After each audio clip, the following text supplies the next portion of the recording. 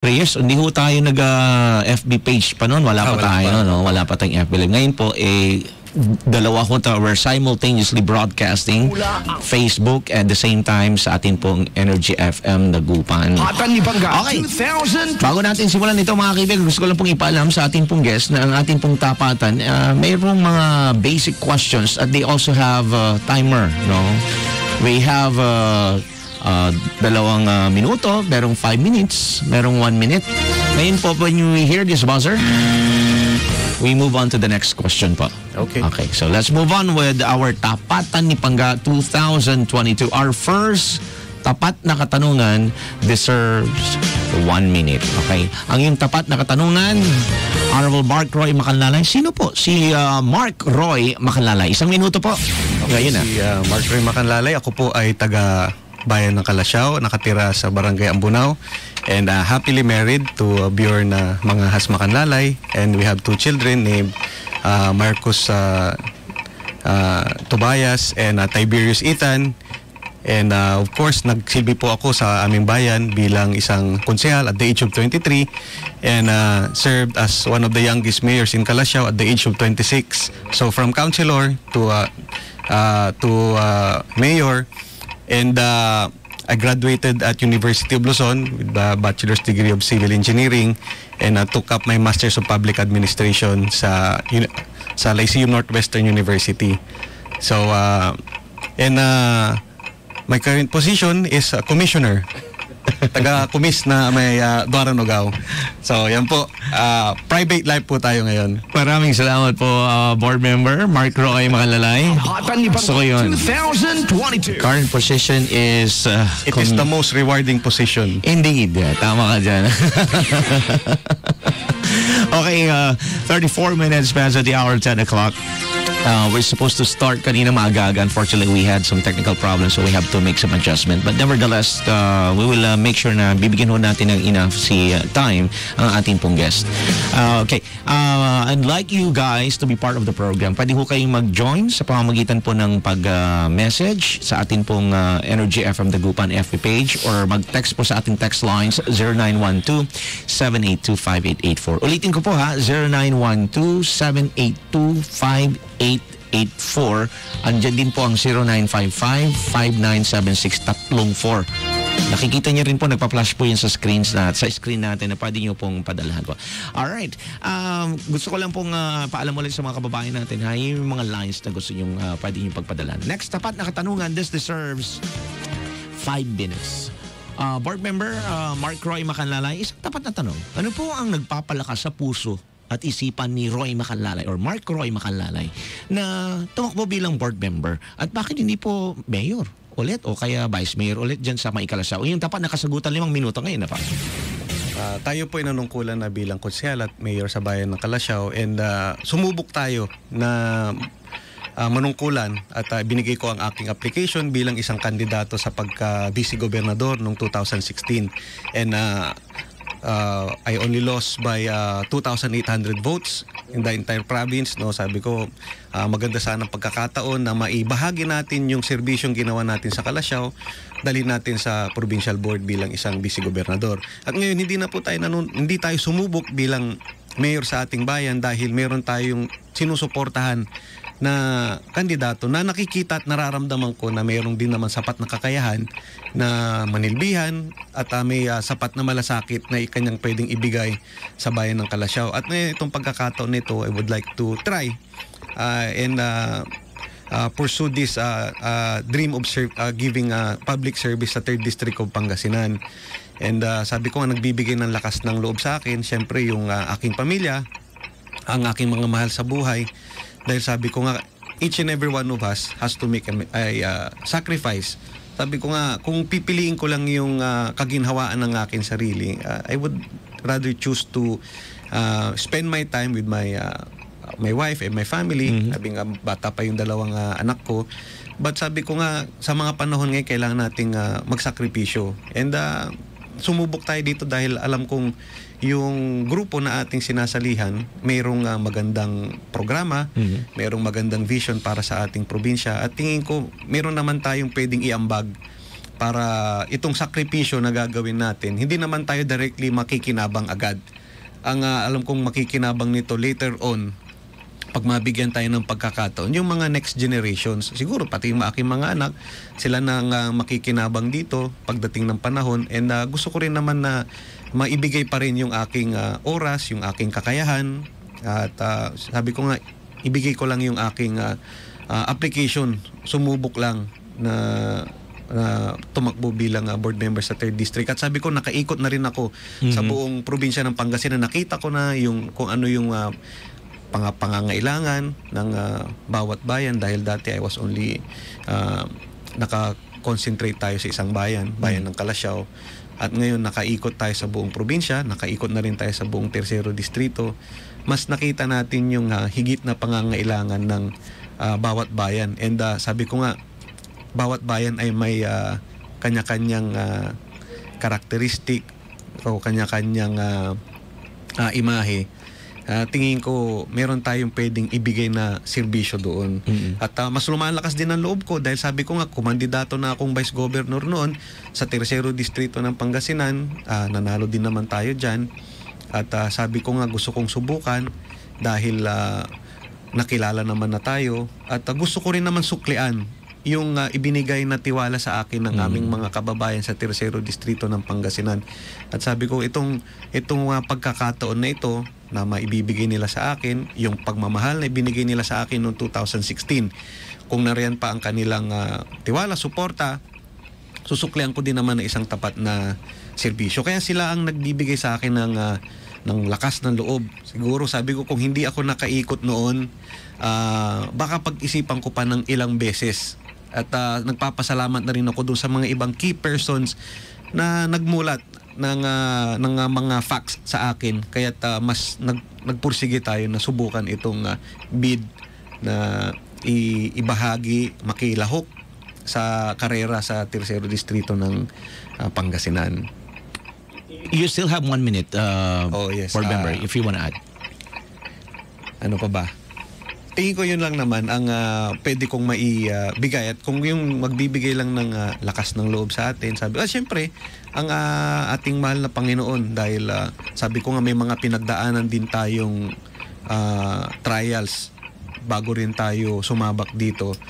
And sabi ko siguro dahil na COVID din tayo noon, Sir Jay, no? And naging serious tayo, severe yung case natin. And I was at the brink of breaking down na talaga dahil kala ko hindi ko na malalampasan. Ngunit sabi ko nga, kinapitan lang natin ang ating mahal na Panginoon. And siguro sabi ko isang mensahe na rin ito na yung binigay sa akin na pangalawang pagkakataon, ibigay ko na rin yung oras na ito sa ating mga kababayan dahil salamat na rin sa panibagong buhay. Maraming salamat po, Board Member Mark Roy Makalalay, sa iyong kasagutan. Yung mga tapat na kasagutan sa ating mga questions. Well, let me just check yung mga pagbati na pumapasok po sa ating pong fan page ng Energy FM Dagupan. Gemma, good morning, Kuya Jay. Peter Makalalay Magsano, good morning, Sir Jay. At sa BM namin, si Sir Mark. Ayan. Okay.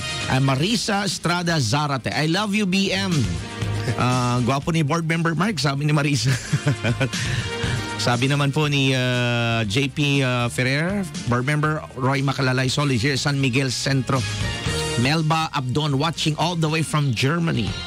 Rosario Laksamana Lopez, good morning. And Narciso Garcia Tandok, nanonood po at nakikinig po ang 3rd District sa inyo. Go, go po! Gemma Pabonan Guido is giving a big heart para sa'yo. Ito yung mga messages na pumapasok sa fan page natin. Thank you, Gemma. Natawa daw si Audrey Gaite dun sa commissioner mo. Okay. Jeffrey Official, Board Member Roy Makalalay, solid po kami sa solid here, sabi dito. Keep those messages coming in our text line. Sa mga may mga gustong laman, tanungin kay Honorable Mark Roy Makalalay.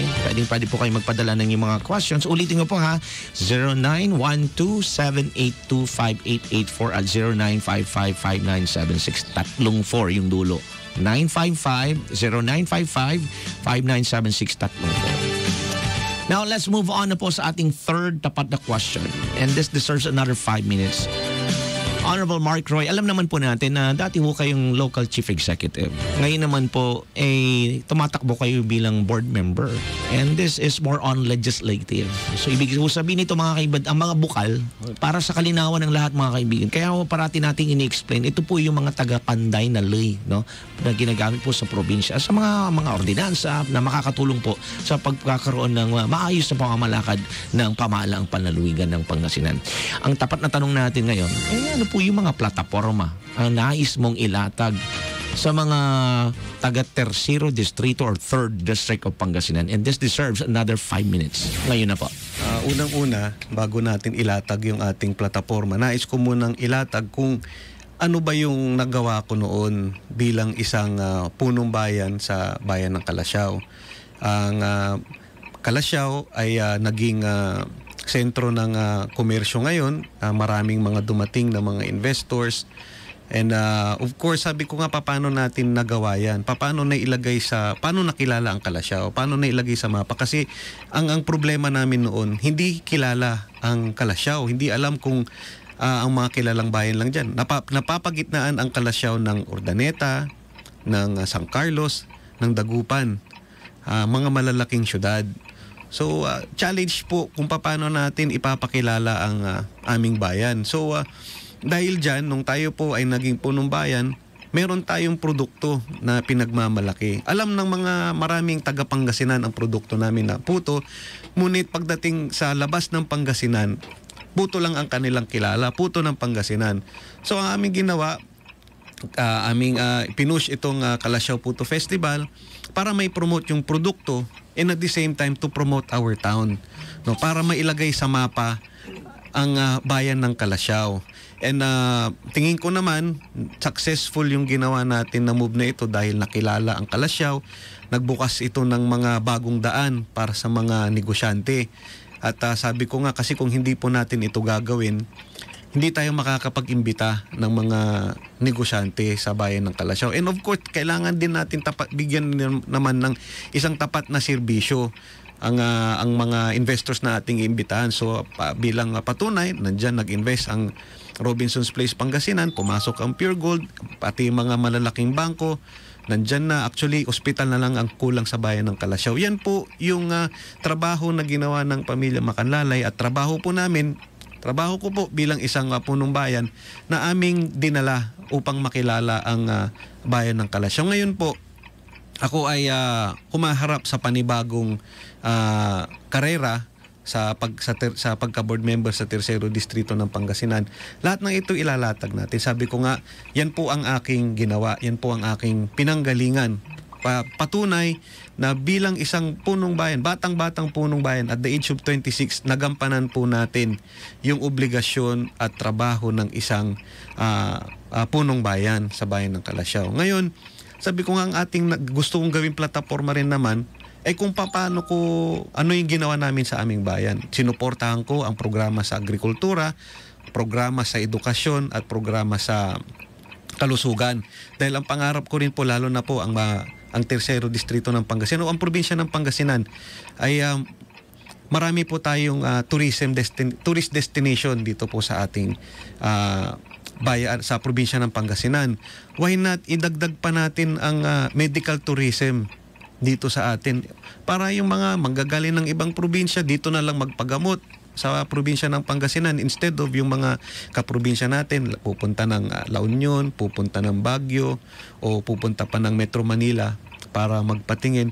Marami naman po tayong mga mahuhusay na doktor na nandirito po sa probinsya ng Pangasinan. I think mabigyan ng magandang avenue, magandang pagkakataon, mabuksan natin ito. Isang panibagong pagkakataon para rin po sa ating probinsya.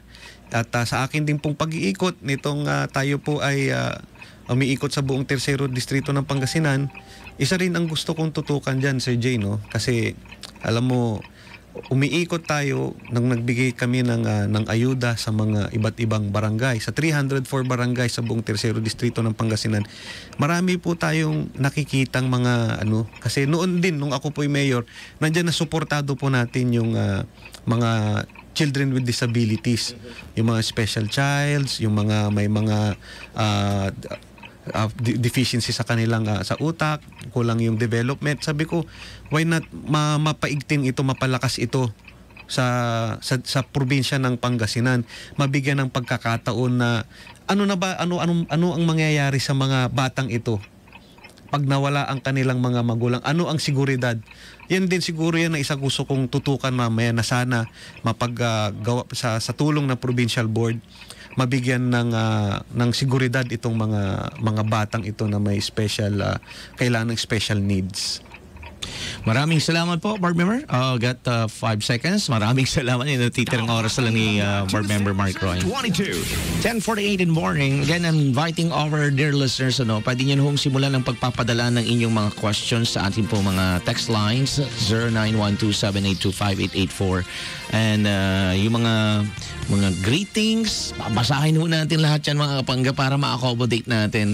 We're here to listen and read all your mga text messages, okay, para ho sa ating guest ngayon sa Tapatan ni Pangga 2022.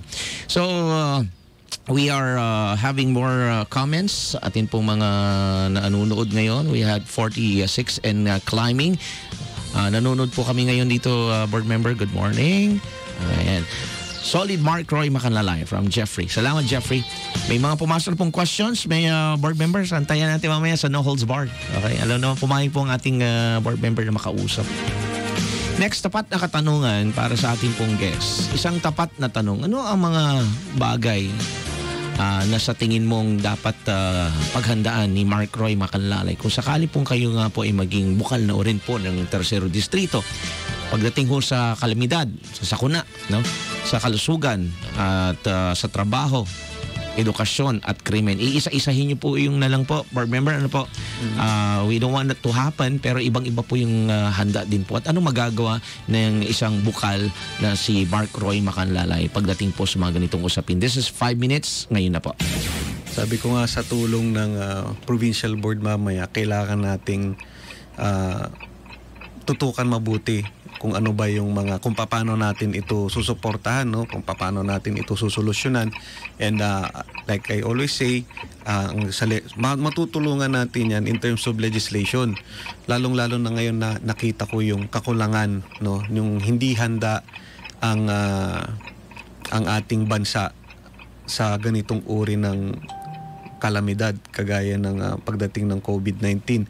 Siguro magkaroon sana tayo, no, na with the help of the provincial board,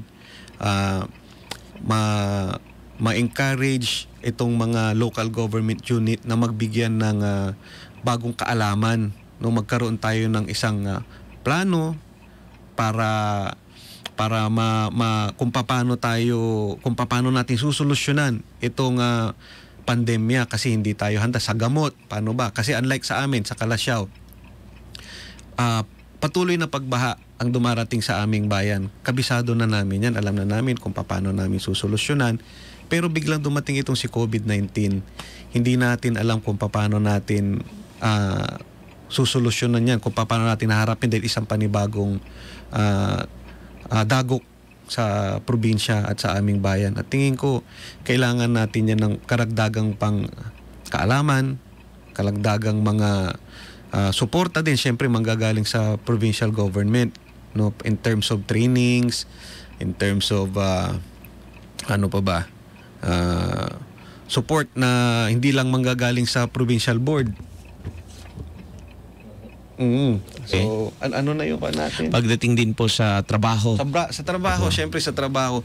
Ang nakikita natin dyan, no, kailangan na mas magkaroon pa tayo ng additional economic zones sa probinsya ng Pangasinan. Dahil malaki ang Pangasinan. Ngayon, meron na sa Eastern Pangasinan, doon sa may Binalonan. Meron din possible site dito sa Central Pangasinan na isang economic zone.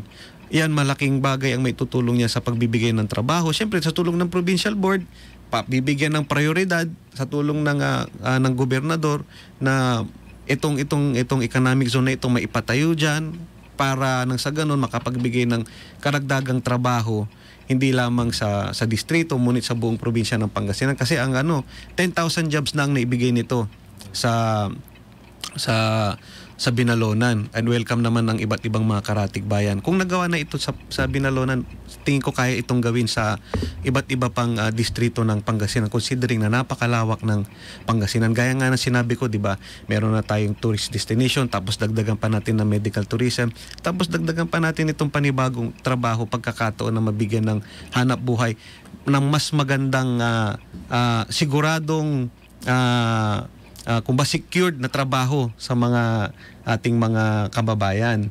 And in terms naman sa edukasyon, syempre yung binibigay natin na suporta sa mga scholarship programs. Numero 1 yan, kailangan mabigyan ng programa itong mga kabataan natin, at ganun din sana mabigyan din ng pansin pa itong programa sa mga paghikayat sa mga kabataan na mag-engage sa agriculture, kasi marami tayong mga kabataan na pumapasok sa ibang larangan, pero sana ma-encourage natin sila na pumasok din sa itong agriculture sector din, at pagdating din sa krimen, sabi ko nga, kailangan talaga ay nandyan yung suporta ng provincial government at saka ng local government unit, dahil napakahirap po, pagka kaming mga board member, limitado lang yung kakayahan na magbigay ng suporta pagdating sa mga ganyang bagay. Pero siyempre lahat yan kailangan may katumbas na sapat na legislation para naman maisakotuparan natin yung mga gusto nating gawin, na ma-secure natin yung ating mga kababayan. Tingin ko yun ang mga pwede nating gawin dyan mamaya. Okay, maraming salamat po, Board Member Mark Roy Macanlalay.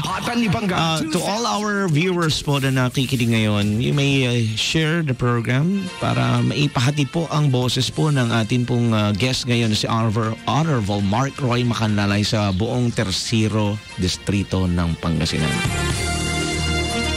May mga pagbati pa rin po pumapasok. Sige lang po, keep those messages. Good morning kay board member. Ayan. Go BM Mark Roy Macanlalay. Greetings from Alex Likiran and family here at Barangay Duyong. Pakigreet din po, happy birthday kay mother namin, sir. Si Nanay Remy Likiran. Okay, sir. Nivlim. Nanay, sabi niya dito, Nanay Remy daw po. Ay, Nanay Remy. Yeah. Oh, special na pagbati yan. Okay, keep those messages coming in. Batiin mo natin yan. Huwag ko kayo mag-alala. Ma-accommodate natin yan. Next, tapat na katanungan. Isang tapat na tanong, ano ang nakikita mong dapat gawing solusyon ng ating gobyerno pagdating po sa problema ho natin dito sa pagtaas po ng mga presyo ng oil products, gasolina, diesel, petrolyo, ang taas-taas na po talaga, na nakaka-apekto po sa buong bansa at mamamayang Pilipino. 2 minuto po ang ibibigay ko sa inyo, board member. Ano po ang inyong insights? Alam mo, Sir Jay, wala tayong sapat na kakayahan na para solusyonan yung problema pagdating sa krudo, dahil ang mga malalaking producers ng krudo, siyempre Russia, 'di ba? China, Amerika. So, etong mga to, pag nagkagulo-gulo itong mga superpowers, may ipit tayo sa gitna. Hindi natin alam kung saan tayo pupulutin. Kaya ngayon, sa patuloy na pagtaas ng presyo ng krudo, apektado tayong lahat. Pero tingin ko ang Pilipinas, sana yung susunod na presidente ng ating bansa, why not siguro mag-explore ang ating pamahalaan, na mag-explore tayo, dahil alam ko meron naman tayong mga natural resources dito sa Pilipinas, na hindi lang siguro nabibigyan ng tamang atensyon. Pero kung maumpisahan natin na magkaroon tayo ng konting independence pagdating sa mga ganitong bagay, tingin ko makatutulungan nito ang ating mga kababayan. And isa na rin siguro, dahil sa patuloy na pagtaas ng presyo ng langis, bakit hindi rin mag-explore ang ating gobyerno sa iba pang uri ng enerhiya, di ba? Why not explore din natin ang nuclear dito sa ating probinsya, dahil ano ba ang mga meron sa mga malalaking bansang ito? Yes. 'Di ba? Lahat 'yan puro may nuclear power plants lahat 'yan. Pilipinas tingin ko kaya naman, meron naman tayo, ba't di natin subukan, di natin bigyan ng pagkakataon, explore natin ito. Sabi ko nga, lahat ng mga natural resources, mga natural gases, marami dyan, malampaya, di ba, ang dami dyan, maraming pwedeng pasukin, pero sana mabigyan din ito ng suporta ng ating gobyerno. 2022. Maraming salamat, board member, sa iyong insights and kasagutan sa tapat na tanong na yan. Sabi naman sa inyo, ang ating pong tapatan, talagang pong mga effective and relevant questions, kung ano pong mga current issues, yan pong tinatanong din natin sa ating pong mga guests. Now, ang ika-6 na tanong natin, board member, nangangailangan po ng 5 minuto. Siguro, kailangan din talaga natin itong malaman. At issues sa mga bayan-bayan, at the same time, mga kaibigan, nangyayari naman po talaga. Kahit po, board member ko, anumang posisyon. Kaya, this is a hypothetical question. Kung kayo nga po ay kausanda, yung maging board member dyan sa 3rd District, no? Unfortunately, hindi nyo po kapartido ang mga nanalo. Okay? Hindi nyo rin po kasama yung gobernador ninyo. At iba pa ho, no? So, paano ho kayo makikisama? This is 5 minutes. Ang sagot nyo pa. Sabi ko nga, pag dating dyan sa provincial board, whether kasama mo o hindi yung gobernador, hindi dapat maging rubber stamp ang isang board member o isang konsehal sa lahat na lang ng gusto ng punong ekotibo. No? Kailangan yung independence para magkaroon tayo dyan ng check and balance. But of course, sabi ko nga, pag nabigyan tayo ng pagkakataon, and yung gobernador hindi natin kapartido, o ibang mga board members o vice governor hindi natin kapartido, meron tayong obligasyon sa taong bayan. 'Di ba? Bakit natin sila idadamay sa pampolitika? Dahil sabi ko, ang araw ng pampolitika isang araw lang 'yan. Pagdating ng May 9, yan lang itinalagang araw. Pagkatapos niyan, lahat na ng pagka tayo nabigyan na ng pagkakataon, let us brush it all aside kasi meron na tayong mandato sa tao, no? Yung mandate na ibinigay sa atin ng tao, kaya tayo nilagay diyan, ay para magtrabaho, hindi para mamulitika. Siyempre, unang-una, kailangan natin protektahan kung ano ba yung pangangailangan at pangangailangan ng ating mga kadistrito. Number 1 yan. Kailangan natin protektahan yung kanilang interes, hindi yung sarili nating pang-interes. Kasi sabi ko nga, 3 years hiram na pagkakataon lamang yan. Kailangan nating mag-iwan naman ng legacy, kailangan nating mag-iwan ng bagay na makikita ng mga taong naglukluk sa posisyon sa atin diyan. Sabi ko nga, meron tayong ang utang na loob natin, no, nasa taong bayan. Nasa taong bayan na kung sino magbibigay ng mandato sa atin. Kaya siyempre makikitrabaho tayo sa kung sino mang gobernador, vice-gobernador o board member. Makikitrabaho tayo basta lahat ng ito ay para sa interes ng nakararami sa probinsya ng Pangasinan, lalong-lalo sa tercero distrito ng Pangasinan. Kasi yan ang mahirap eh. Alam mo, ang nakakalungkot pag nagkakaroon tayo nitong mentalidad na after the elections, kung hindi nanalo yung kandidato mo, hindi nanalo yung kapartido mo, nagiging nag-aaway na lang, nagbabangayan na lang dahil sa politika, no? Yung iba ayaw isulong ito dahil alam na makakatulong, makakabuti sa reputasyon nung mga nakaupo. 'Di ba? Dapat natin baguhin 'yun, dapat natin tanggalin 'yun dahil sabi ko nga, may ang mandato natin nasa taong bayan eh. Huwag natin silang idamay. Kung meron tayong personal na nasama ng loob dun sa mga nakaupo, ba't mo idadamay yung mga taong pinaglilingkuran mo? Yun yung kailangan sana natin ma-shift natin. Yun yung that's the traditional yung politics. Huwag na nating kailangan natin baguhin yun. Kailangan natin mag-shift, no, na bumalik na lang tayo sa pamumulitika pag panahon na ng politics, no? Pag panahon ng eleksyon na naman, ganyan, 'di ba? Natural 'yan, magbabatuhan ng issues, magbabatuhan ng intriga. Pero at the end of the day, 'di ba? Bakit ba tayo lumalaban, 'di ba? 'Yun ang tanong. Ano ba yung rason kung bakit ka lumalaban? 'Yun ay dahil gusto mong pagsilbihan yung tao. Tapos pag upo mo diyan, iba yung kapartido mo, iba yung kasama mo, pupolitikahin mo na sinong unang-unang apektado. Siyempre yung mga constituents mo, yung mga taong nagluklok sa iyo sa posisyon. So, makakaasa ang buong tersero distrito ng Pangasinan na pag si Mark Roy Macanlalay ay binigyan ng pagkakataon na maging isang board member, susuklian po natin yan ng isang tapat na serbisyo. Sabi ko nga kung paano ko po pinagsilbihan ng aming bayan, ganyan ko din pagsisilbihan ng tersero distrito ng Pangasinan dahil naging mayor po tayo, naging visible tayo sa aming mga kabarangay, sa aming mga kapitan. We will keep an open line sa ating mga constituents. Magkaroon din tayo ng na mga dialogo pagdating sa mga ganitong uri ng programa, no?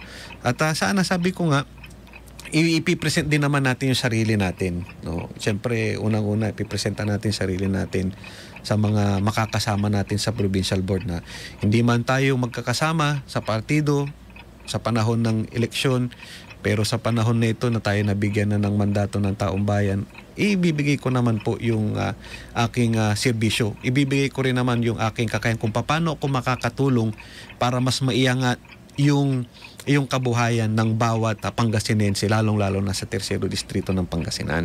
Maraming salamat po, board member, sa iyong mga tapat na kasagutan sa atin pong Tapatan ni Pagka 2022. Ngayon naman po, papasok na ho tayo sa portion na tinatawag nating no holds barred. Ibig sabihin po, board member, wala na tayong pag-uusapang minuto, wala na ho kayo maririnig na ticking clock na nakaka-pressure doon kahit pa paano. So we're opening the lines, mga kaibigan, 0912-782-5884. Ito na po yung mga text messages na pumapasok. And I'd like you to know, mga kaibigan, that the views and opinions of the speaker or our guests do not necessarily reflect the views and opinions of the host, the station, and the network. Furthermore, the views, opinions, and insinuations of the host or even of the host do not necessarily reflect of those of the opinions of the network, the station, and of the show. So, eto na po yung mga katanungan natin, mga kababayan natin mula sa ating text lines na 0912-782-5884. Ulitin ko po, 0912-782-5884. Texter 10600. Good morning po, board member Mark Roy. Tanong ko lang po, alam po naman natin na dati po kayong mayor ng bayan ng Calasiao at isa rin sa pioneer ng Calasiao Puto Festival na nasimulan ng dating mayor Roy Macanlalay na inyo pong ama. Kung sakaling kayo po ay palaring manalo po bilang, hindi lang po bilang mayor or vice governor, pero bilang isang bukal ng tersero distrito, ano ang legasiya na sa tingin nyo po ang inyong maiiwan at ano po ang programa ang inyong magagawa, lalong-lalo na sa issue ng pangkalusugan at mga healthcare frontliners? At may chance po ba, ang dami mong tanong pangga, may chance po ba na dalhin nyo ang mga programa na nagawa ninyo sa Calasiao sa buong tersero distrito ng Pangasinan? Smile. Nakasmile. So unahin muna natin to. Ano pong mga programa ang inyong magagawa, lalong-lalo na sa issue ng pangkalusugan? Yung gaya ng issue ng pangkalusugan, no? Sabi ko nga na mabigyan sana ng pagkakataon na ma-enhance natin yung ating medical tourism dito sa ating bayan, dito sa ating probinsya, lalong-lalo na particularly sa tersero distrito ng Pangasinan, na mas magkaroon ng mas magandang healthcare programs para sa ating mga kababayan, lalo na yung mga mahihirap. No, kasi noon, nung tayo po ay naging mayor, ang ginawa namin, siyempre may PhilHealth, hinahanap namin lahat ng mga buntis. Siyempre, in-enroll namin sila sa PhilHealth, no? Para pagdating ng panahon at sila manganganak, alis malaking bagay na rin yun na makakatulong sa kanila dahil may proper time para maghanda. And ito rin sabi ko nga sa Jad Abig Laman, no, gusto ko nga sana na yun ang gusto ko sana maging legasiya natin, no, na makilala ang probinsya ng Pangasinan hindi lamang sa turismo, sa mga magagandang karagatan, magagandang mga beach, no, magagandang tanawin, magagandang puntahan, ngunit makilala din ang probinsya ng Pangasinan bilang isa sa mga top na mga pupuntahan ng mga nais magpagamot dahil matatagpuan yung mga mahuhusay na doktor sa probinsya ng Pangasinan. na yan sana yung gusto po nating isulong mamaya pag tayo nabigyan ng pagkakataon na maging board member. Yan. And Follow-up question nyo dito, dadalhin mo ba yung mga magagandang mong nagawang programa sa Tercero Distrito o Siyempre Pangasinan? po, ilalatag po natin lahat yan. Sabi ko nga, ilalatag natin, but of course with the help of the governor, kasi ano lang tayo kumbaga magpanday tayo Loy, i-present natin sa current administration. Of course sana kung makita naman nila na makakatulong ito hindi lang sa Tercero Distrito, ngunit makakatulong ito sa buong probinsya ng Pangasinan. Sabi ko nga, tingin ko na mayroon tayong pwedeng iambag, ngunit sabi ko nga nakadepende pa rin lahat yan sa ating mga makakasama sa serbisyo sa provincial board at sa probinsya ng Pangasinan. Napakagandang pagkakataon niya na mas mai-promote pa natin, lalong-lalo na sa Tercero Distrito ng Pangasinan. Sabi ko nga, kung ang Kalasyaw, meron kaming puto, sa Bayambang, meron naman silang prayer park at meron na rin silang mga ginagawang mga produkto, kaya ng mga dried vegetables, yung dried na onions, okra, kamote chips, magagandang produkto ito na pwedeng ipakilala, mas makilala ang bayan ng Bayambang. Ganon din, ma-promote din sana yung iba't ibang bayan kagaya ng Malasiki. Ano bang meron sa Malasiki? Ano bang pwede nating i-promote dyan? Sa Mapandan, ano bang pwede nating i-promote? Santa Barbara, ano ba ang ating pwedeng i-promote para matulungan natin na lumago itong mga bayan na ito. Siyempre, hindi kakayanin ng isang local chief executive na palaguhin lang yung kanyang bayan. Siyempre, kailangan din yung suporta ng provincial government kasi sabi ko nga, Sir Gino, galing din tayo dyan. Naging mayor din tayo. Napakahalaga talaga na meron kang katulungan. Hindi lang yung nagtutulong-tulong ang lahat ng mga sektor sa bayan. Nandyan din na nakasuporta ang provincial government.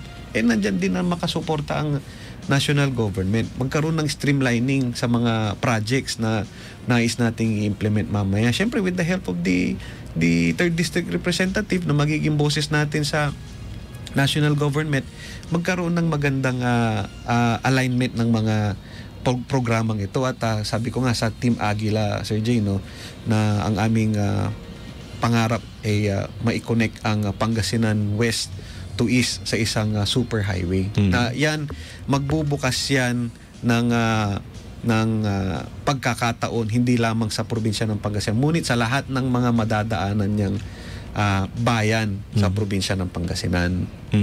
Yes po. Meron ba ho gusto idagdag? Tingin ko yun na lang muna. Okay.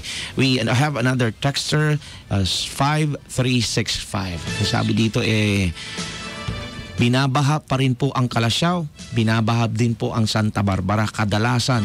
Konting ulan lang binabaha na kami. Ano po ang pinaplano niyo na ngayon kayo po ay bukal ng Tercero Distrito ng Pangasinan? Ano po ang solusyon niyo dito? Sabi ko nga, makiki-coordinate tayo kasama ang mga iba't ibang local chief executives, particularly ang Santa Barbara and Kalasyaw, dahil nung tayo po ay naging mayor, unti-unti nating sinusolusyonan itong pagbabaha sa bayan ng Kalasyaw. Hindi solusyon yung pagtataas ng karsada, kasi pagtaas tayo ng magtaas ng karsada, doon naman babagsak lahat yung mga tubig sa mga low-lying areas. So hindi maiiwasan yan na bahain ang Santa Barbara at Kalasyaw kasi catch basin po ang particularly catch basin ang bayan natin sa Kalasyaw. Alam na po natin, this is a perennial problem mula pa po noon, pero unti-unti naman na po nating nasusolusyonan yan. Ngayon, sa aking obserbasyon ng mga nakaraang mga taon, ang talagang binabaha pa rin ang Barangay Talibao, Barangay Lasip, San Vicente, lahat ito situated within the Marusay River. At sana with the help of sabi ko nga, sa tulong ng national government, nandyan ang congressman, congresswoman, nandyan ang provincial board, nandyan ang provincial government, national government, local government unit, mag-uusap-usap na magkaroon ng common program na pagtutulong-tulungan ito para magawa itong slope protection, particularly dyan sa Marusay River. Dahil yan yung nakikita natin na dredging and paglalagay ng slope protection sa Marusay River para makatulong maibsan. Kasi hindi natin may iwasan ng pagbaha, no? Ang magagawa natin ay kung paano ba mas mapapabilis na humupa yung tubig baha sa ating bayan. So sabi ko nga na magkaroon sana ng proper study, lalong-lalo na itong Marusay River dahil silted na yan.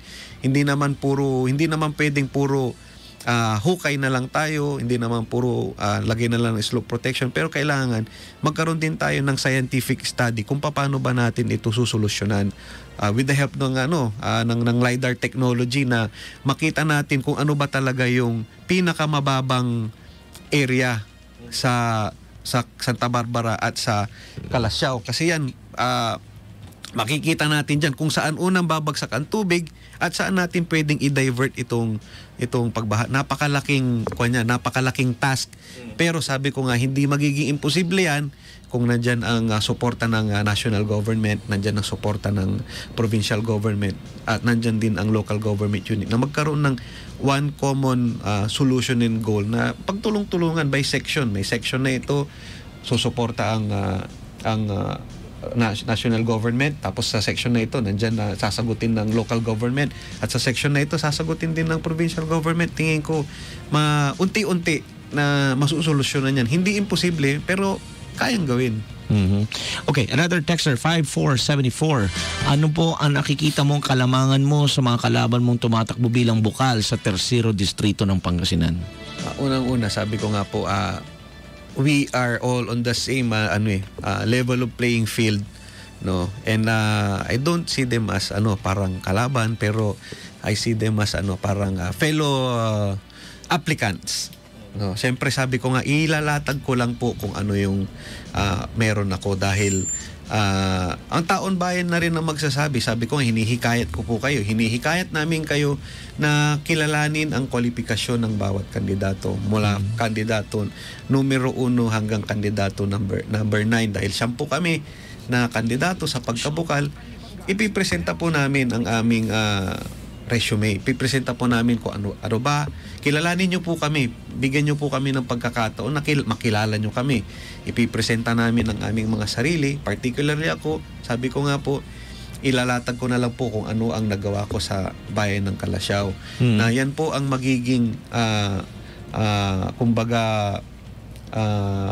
prueba kung ano ba yung nagawa ni Mark Roy Macanlalay nung siya ay naging konsehal at nung siya ay naging mayor.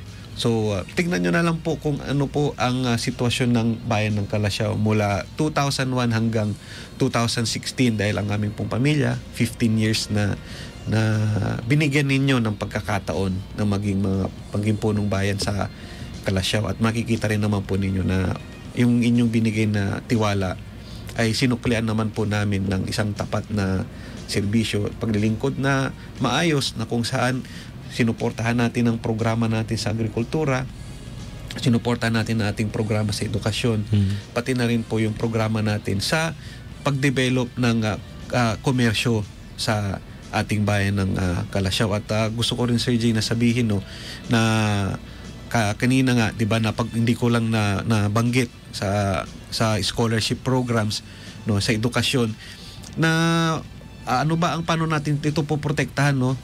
Poprotektahan natin yung ating mga scholars na magkaroon sila ng kasiguraduhan sa bawat scholarship program na kanilang matatanggap, na whether magpalit ng administrasyon, basta't hindi sila natatapos sa kanilang pag-aaral at sila ay qualified, hindi sila pwedeng tanggalin, hindi sila pwedeng palitan, ngunit tuloy-tuloy yung matatanggap nilang tulong at suporta na manggagaling sa provincial government. Yan yung isa sa mga gusto nating gagawin nating protection na gagawin natin sa mga mabibigyan ng pagkakataon na mabigyan ng scholarship program. Yan pagdating sa edukasyon. Okay. We have texter 9090 from San Carlos City. Sir Jay, pakitanong lang po kay board member Mark Roy Macanlalay, kung sakaling siya po ay maupo bilang bukal ng ahon ng Tercero Distrito, ano naman ho ang kanyang uunahing batas na gagawin po na makakatulong sa amin?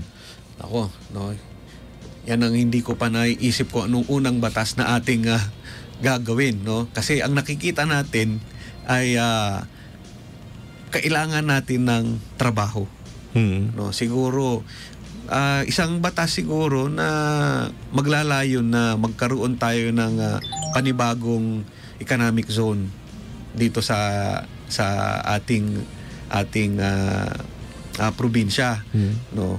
Yan siguro yung nakikita kong pwede naming gawin, at sabi ko nga siguro isa sa aking isusulong din yung siguro pag mabigyan ng pagkakataon, yung unang gusto kong isulong din yung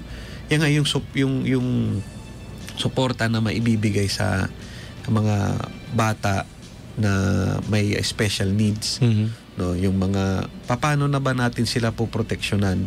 Ano ba ang programa na maibibigay ng provincial government pag sakaling, let's say, nawala na yung kanilang mga magulang na nag-aalaga sa kanila? Dahil napakahirap, Sir Jay, no, na magkaroon ka ng isang inaalagaan na may special na pangangailangan. So true. No, so siguro yan yung ating titignan.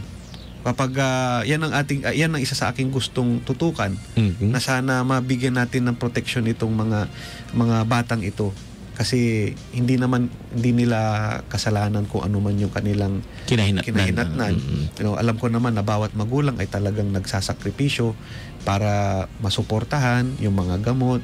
Pero siguro magkaroon ng proper facility sa probinsya ng Pangasinan, siguro maging by district ba ito or by municipality, kung paano, I'm not sure kung paano po, no. Pero yan yung isa sa mga, kasi yan, dyan naaantig yung aking puso't damdamin pag nakakakita tayo ng mga may special needs, no. Okay. Dahil kailangan talaga natin silang suportahan. At like nung nag-mayor din po tayo, meron tayong programa sa mga sa stock.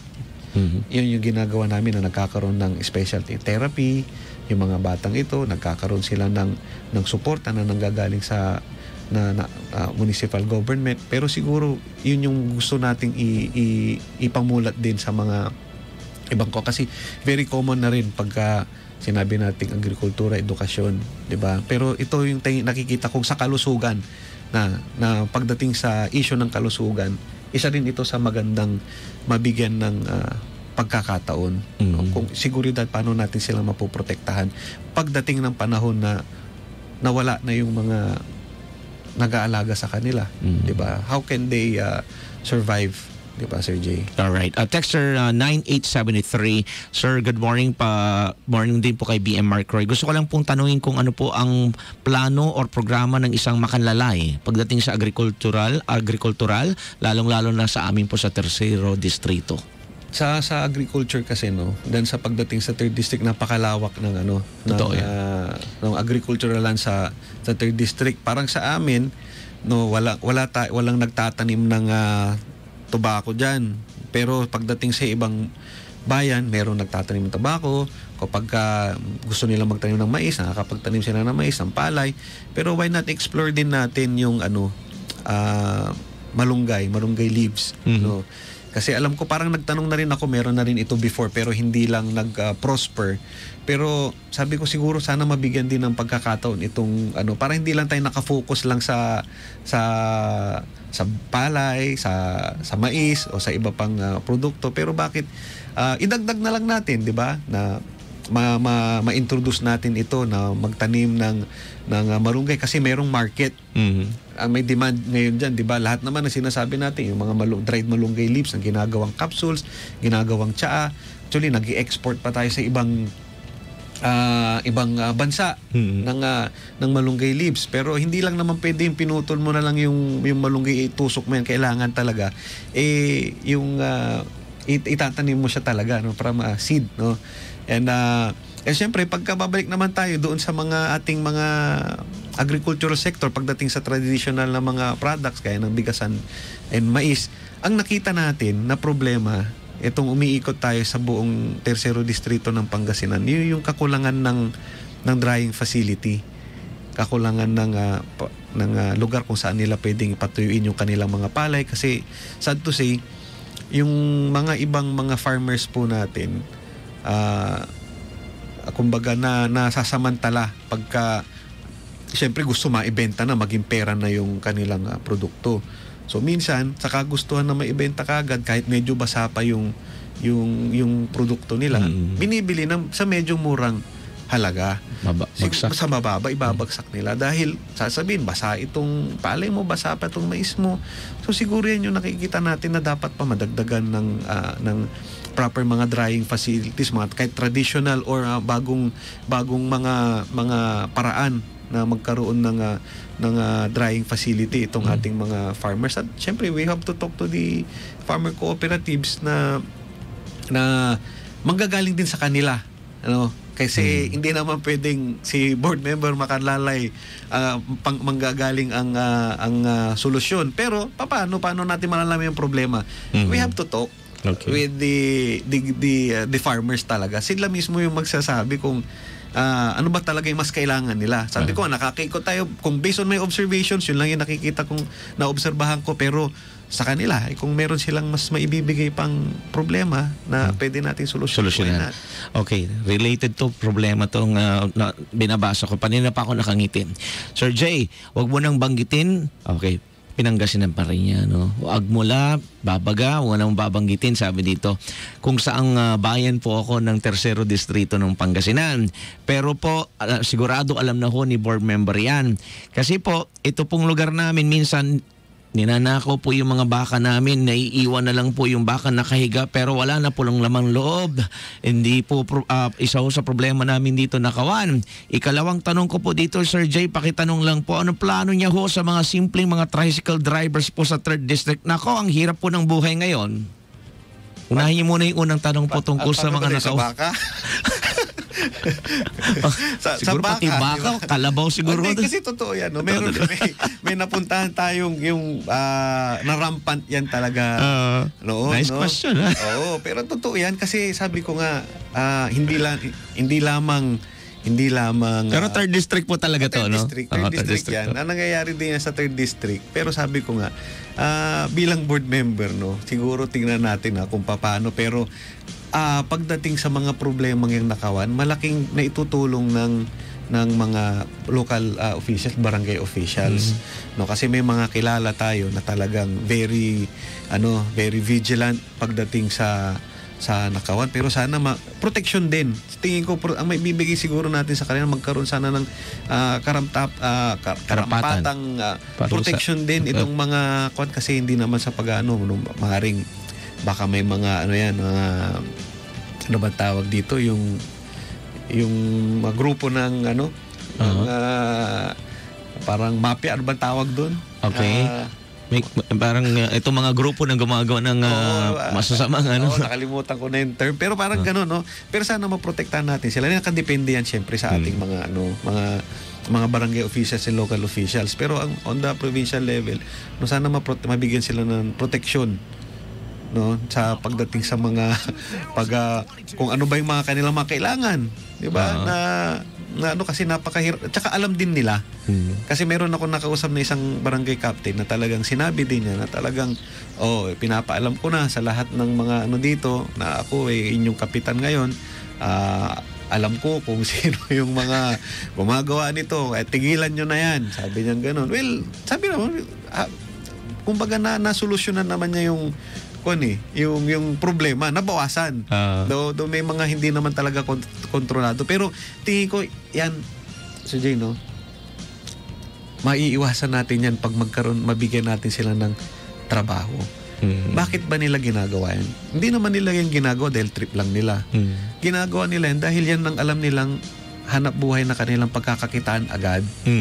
Pero siguro kung mabigyan natin, ma-identify naman natin itong mga sektor na ito, mabigyan din natin sila ng pagkakataon na don't resort to that. Sige, nandito ang provincial government, nandito ang local government unit na handang tumulong magbigay sa inyo ng aid.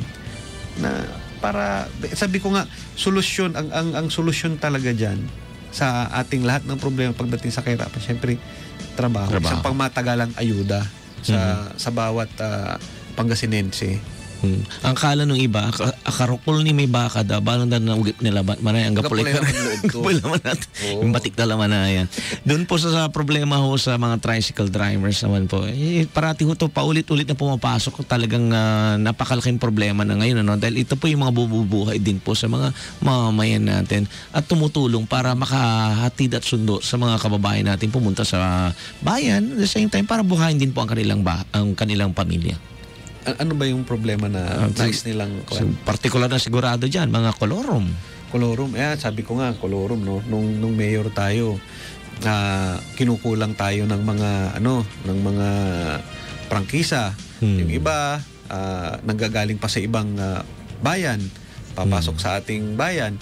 Pero sabi ko nga, sana magkaroon ng proper coding scheme itong mga tricycle operators and drivers natin. No, kasi sa dami na rin nila, pag hindi mo nilagyan ng coding yan, mag-aagawan na lang ng mga pasahero yan eh.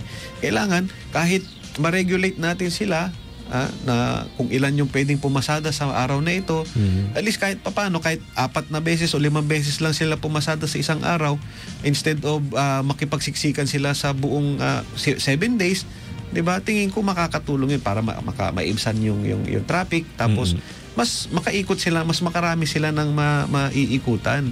Kasi sabi ko, lahat 'yan nakadepende sa sa lokal na pamahalaan na humahawak, dahil the power lies in the local chief executive. Kaya sabi ko nga, minsan ang mga tricycle operators and drivers natin, sila yung isa rin sa mga hindi napapansin o minsan napapabayaan, no, na exploit yung dami nila. Siyempre pagka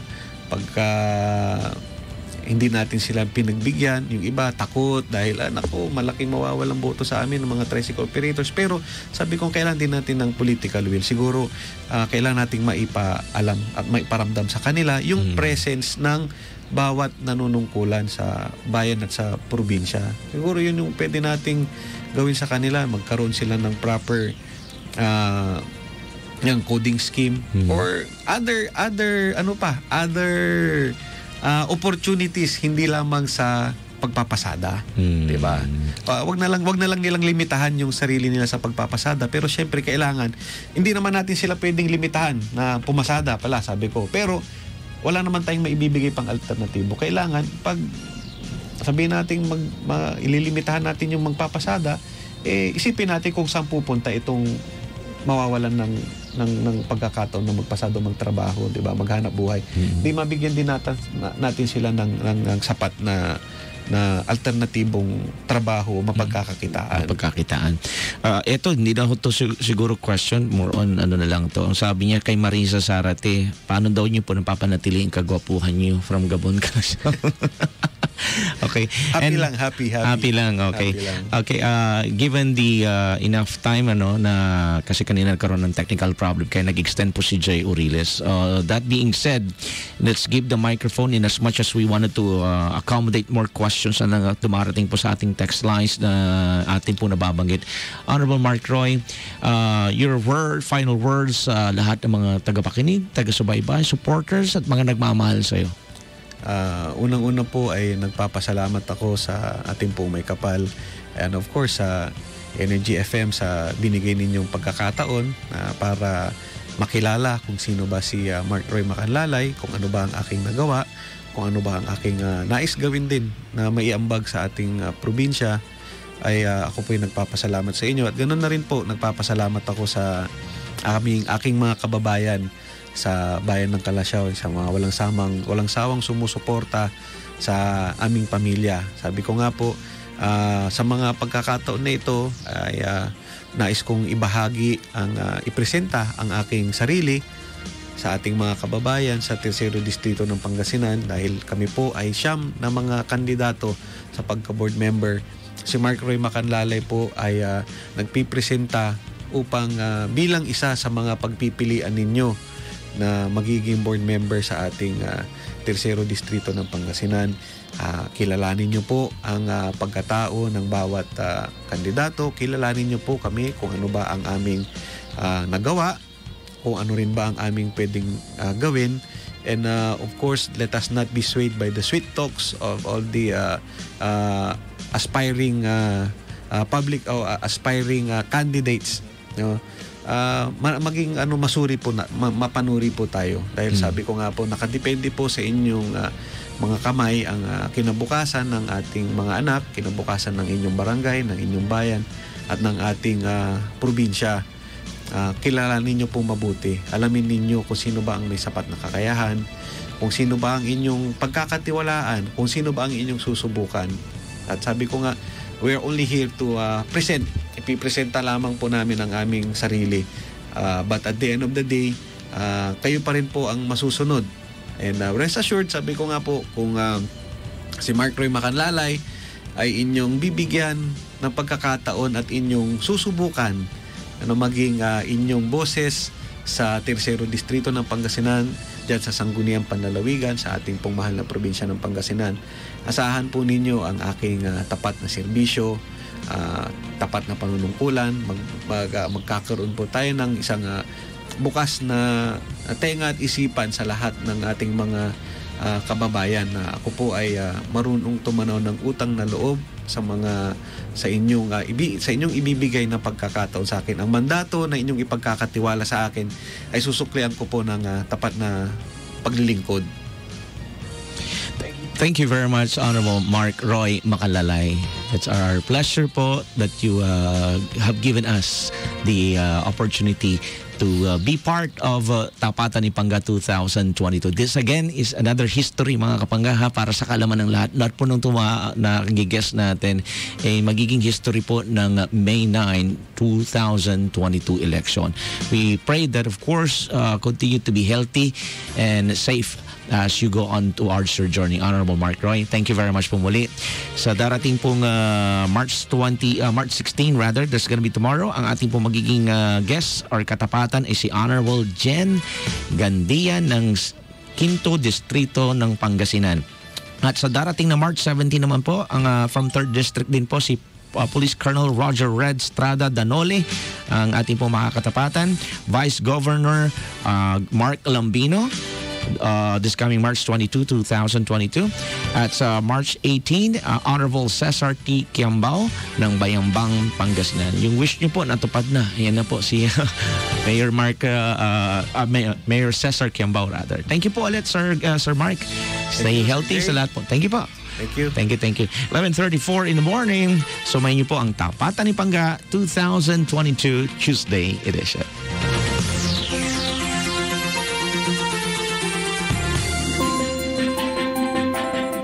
Isang paalala mula kay Mayor Brian Lim.